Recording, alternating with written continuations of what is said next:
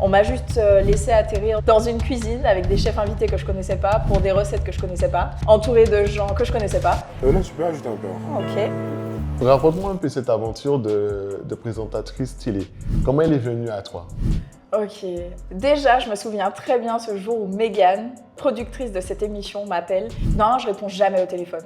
Sauf que ce jour-là, je suis couchée dans mon lit à l'hôtel parce que je me suis fracturé la cheville. Et du coup, j'ai rien d'autre à faire que de répondre au téléphone. Et là, Mégane me dit, j'ai besoin de toi pour promouvoir mon application anti-gaspillage. Je suis ok, très bien, il n'y a pas de souci. Elle voulait que je mette en avant les bonnes adresses via des collaborations. On commence comme ça.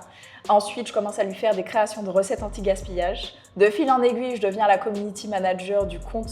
Les recettes fonctionnent tellement bien qu'elle me dit j'ai envie de lancer une émission YouTube avec toi.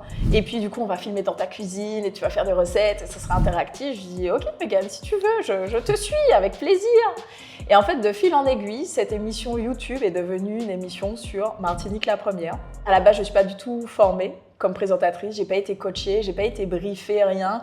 On m'a juste laissé atterrir dans une maison, dans une cuisine avec des chefs invités que je connaissais pas, pour des recettes que je connaissais pas, entourée de gens que je connaissais pas, avec plein de caméras braquées sur moi, plein de lumière et voilà, tout d'un coup c'était genre ok aujourd'hui je suis présentatrice TV et c'est parti.